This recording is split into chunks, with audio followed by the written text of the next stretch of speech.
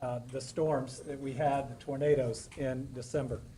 I want to say a quick thank you to our first responders. Our National Guard, along with Kentucky State Police, West Virginia, and Tennessee National Guard, airlifted out over 1,300 people.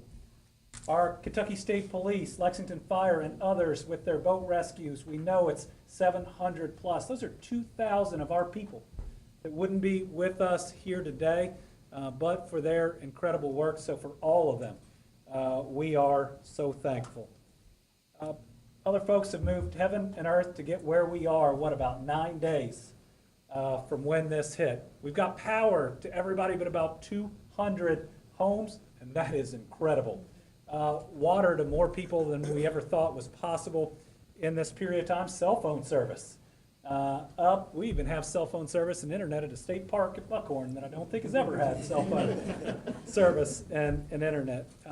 Today is beautiful, but the weather has not helped us out. It's either been raining or altogether too hot, but we know that the world has come to our aid with more donations and more dollars than we've ever seen. One message is the donations we need now are dollars. We are overwhelmed with clothes and water and the rest. There are a lot of good charities out there, including our team, Eastern Kentucky Tornado Relief Fund, the Red Cross, and others. What we need now are the dollars for the medium term and the long-term rebuilding. With that, let me turn it over to a president that when he called me, said, whatever you need. And I will tell him that I said, thank you, Mr. President, I need these three things. And one of them included individual assistance, and I was asking for it the day after, and it came through. We're really grateful to have you here. To us, in this response, there is no red or blue, R or D. There is just Team Kentucky, and thank you for being there for us. Thank you. Look, as you all know, we've suffered a consequence of climate change, a significant number of weather catastrophes around the nation.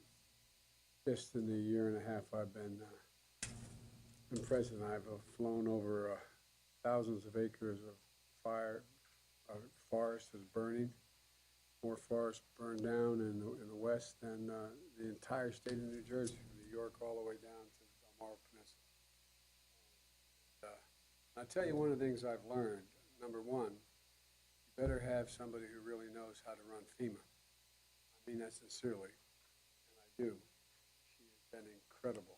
You really have incredible. But also knowing that the outfit asking for the help is going to know what to do with it makes a big difference. You want to help everybody, every American the same way, but some outfits who are asking for help, some Democrat, Republican, doesn't matter. Some folks don't know what to do with it as quickly as they think they can use it. And so one of the reasons why, I know Andy is probably I'm more of a pain in the neck, because when the flooding started, I called him first. Because I was down here at the time when Mayfield and Dawson Springs was before Christmas. Yeah. And I watched. And a totally different thing, tornadoes, but I watched how this state responded. And as the dean knows, they get along down here. Everybody gets, when there's trouble, everybody jumps in. And I mean that's all the way from, you know, Mitch McConnell and I, we do battle all the time on issues, but when it comes to Kentucky, when it comes to these issues, it's all one team. And I really mean it. And it really matters. And as I was saying, as I flew down here in the helicopter, I have had the occasion, I said 5, I think it's 4 occasions to fly from the most western point of this state to the most eastern point. It's a magnificent state. It's been flying down here. You look at how beautiful it is. I mean, I really mean it. And you think of how incredibly heartbreaking it is that people, as you look at those creeks and streams that are now running brown, and you see from the helicopter, you see automobiles, everything from buses to automobiles to homes, you know, it literally in the middle of the water, on the side of the road. And you think to yourself, what in God's name happened to those was it 37 now? 30, 38 people who are dead, you know, and you hear about the grandmother and granddaughter who climbed 16 hours to get out of the way, and ended up in trouble. And that you see the pictures of those 4 beautiful children on television, you think, my God, what a devastating thing to be a parent and be in that circumstance. And and you see a father who sacrificed his own life to save an injured driver. I mean, the things people do when there's really a crisis really matter. And Jill and I are grateful for the first responders and the National Guard for what you do. You know, I think the first responders, at least up until not too long ago, were kind of taken for granted around the country. Not now, after COVID and so many other things. I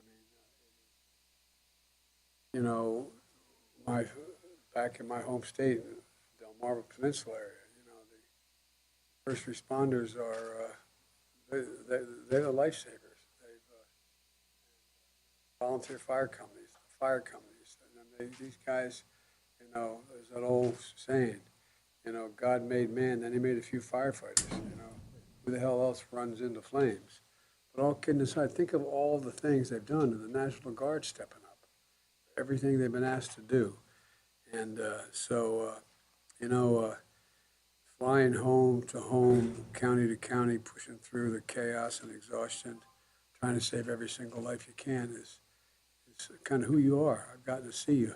I've gotten to see you pretty up close and personal. And when I got elected, I promised to be, and it's not hyperbole, the president of all Americans. There really is no, red and blue when it comes to these states. People are people, and they need help.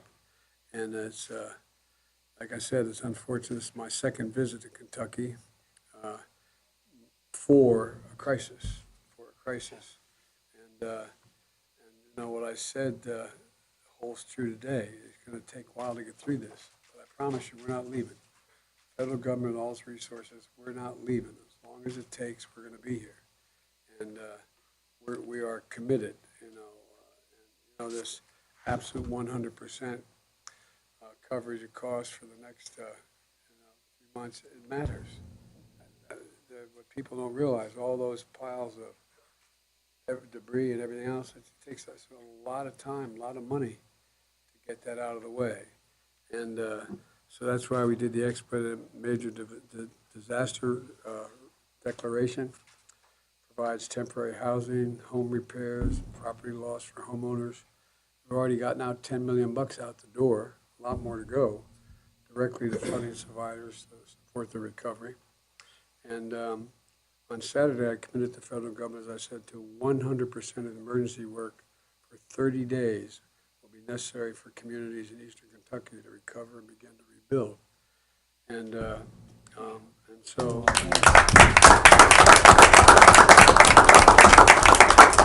we're on the ground immediately after the flooding and working closely with the governor's office, search and rescue teams, distributing food and water and other necessities, getting power restored, water to communities, get phones, internet service back up, register survivors for disaster assistance, including $500 direct payment for immediate cost of everything from food, water, and prescriptions.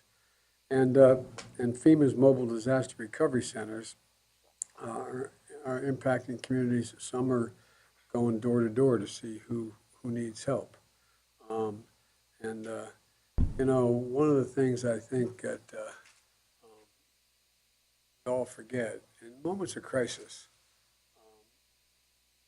not everybody is prepared to know how to respond, to know where to go, to know what to do. Not everybody is in the same circumstance. And so if you're a survivor and you have any cell service, go to 1-800-621-3362. 1-800-621-3362 directly. And you can find out where you have to go to get what you need. Additionally, the U.S. Corps of Engineers has deployed experts to remediate hazardous materials from wastewater systems. and restore critical roads and bridges. I don't know whether you have a calculation yet of how many roads and bridges you're going to need to be rebuilt and replaced, but we're going to get it done. Joining us today is Rachel Chambers from the U.S. Department of Agriculture, who's working to make sure we get rural communities can easily access a range of federal assistance as well. I also want to thank Gail McGovern, President of the American Red Cross. Red Cross is always there, always there. No, it really is. I remember as a kid learning about the Red Cross from an uncle who was in World War II. Red Cross is always there was the phrase. Well, in every disaster I've seen since I've been president, you're always there.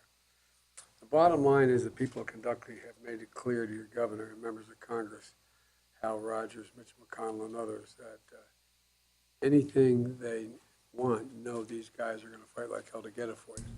And I promise you, if it's legal, we'll do it. We'll do it. If it's not legal, we'll figure out how to change the law. No, we're all kidding aside. There's a lot we have to do. People need some navigators. People who are devastated already, lost a home, trying to figure out who do I call, what do I do, how do I do it. They need people help them navigate through this. We're going to do that too. So, Gov, thank you for everything you're doing. And like I said, you're stuck with us. We're here till it's over. Thank you, Mr. President.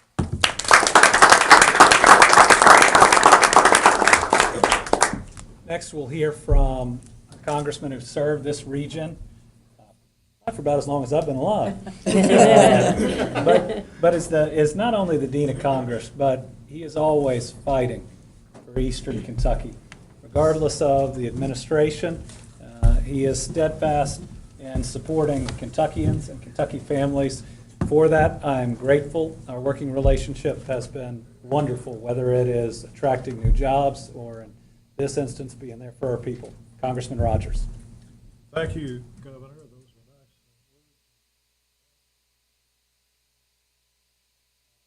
words. Mr. President, we are so... You want this mic, boss? Mr. President, we are thrilled that you're here. I'll tell this, I think it's the truth. If not, we'll make it so. This storm occurred at 3 a.m., I think it was a Sunday. And I got the Kentucky delegation together, federal delegation, and we signed a letter to you requesting emergency declaration.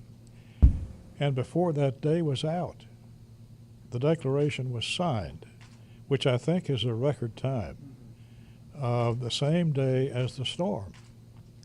And you've been on the spot all the way through. And of course, the governor has been terrific in his leadership, pulling the state's assets together with federal help. Thank goodness for FEMA and others. But the volunteers have been great. And the spirit of the people of East Kentucky shines through.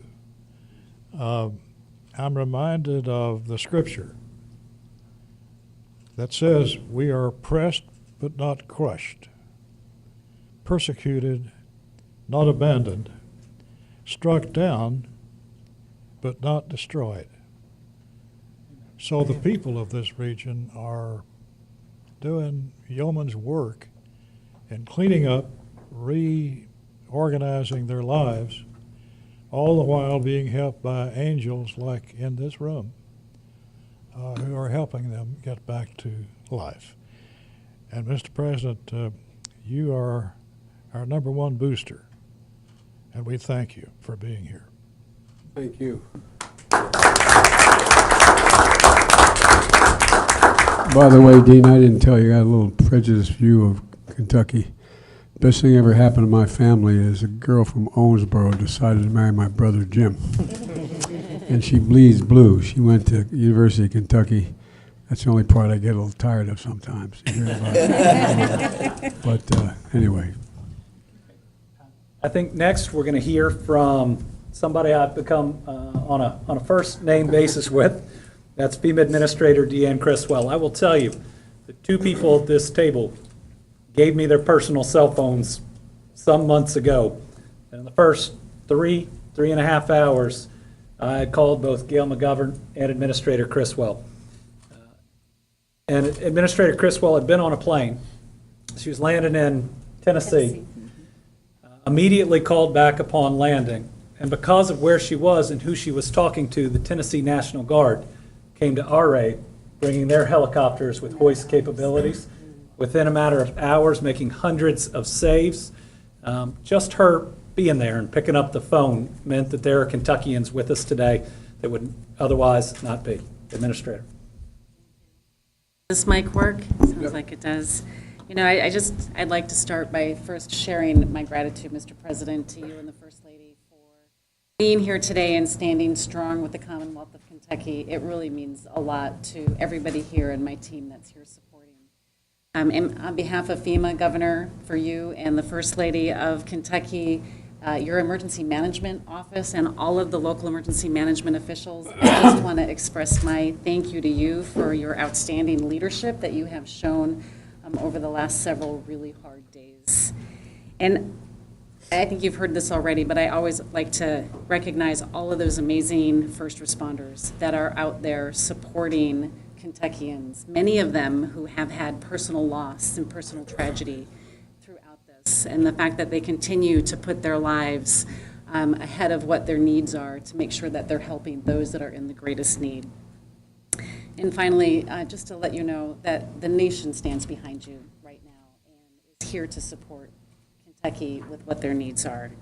It's been a really challenging situation to watch unfold. It's been heartbreaking and hard to really put in words the stories that we continue to hear. And I just want to say that we commit to being here with you on your road to recovery, and as Mr. President has said, for as long as you need us here. I would even add to that, we were still here for the tornadoes that happened just before Christmas of last year. And because we had a presence here, our team was able to mobilize very quickly to begin providing some coordination efforts and bringing in resources that could help with the flooding that was going on. So I'll give you just a quick update of what we're doing here on the ground. So far, we have deployed over 700 FEMA personnel to assist with the response and the recovery efforts that are ongoing. Our urban search and rescue teams, they will remain in the area on standby until you tell me that you don't want them here anymore. We'll be here to support you. To support critical needs, we've delivered more than 134,000 meals to date and 917,000 liters of water to the impacted communities. We will bring in more if you need more.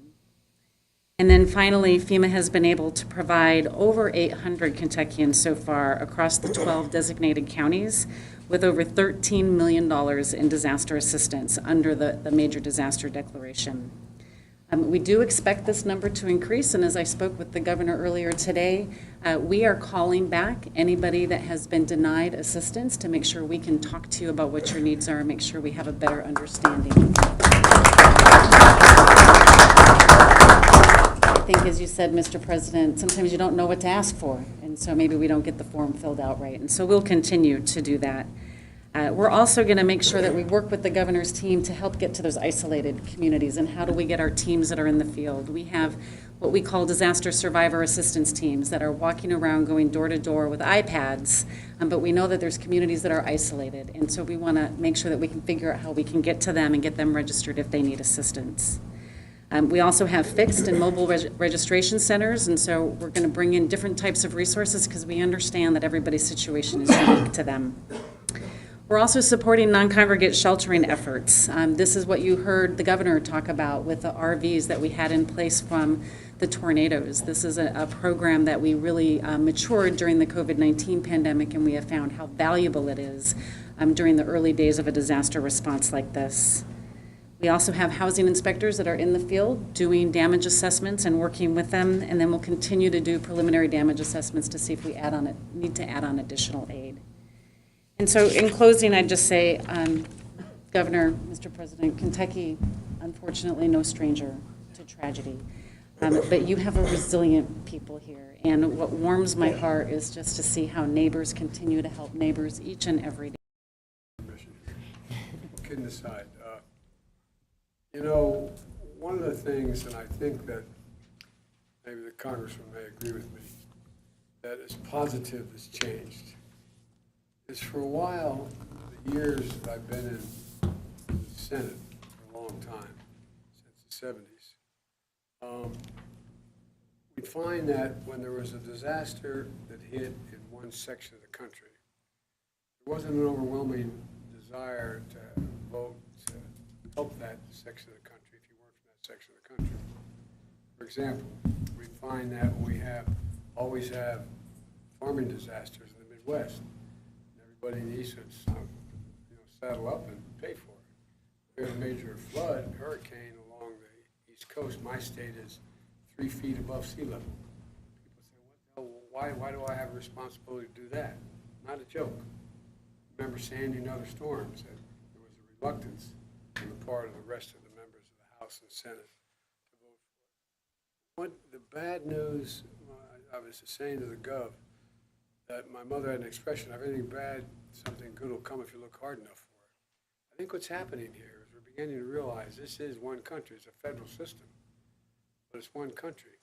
And the fact that you're in Tennessee and the National Guard comes with lift helicopters across the way to help out, and West Virginia the same way. It's happening all across the country, happening out west too. The number of firefighters, I mean thousands of firefighters, many of whom have lost their lives fighting fires in other states. And so I just think it's, I think there's one good thing that's come from this is we've realized that, this is an American problem, not just a problem for an individual state.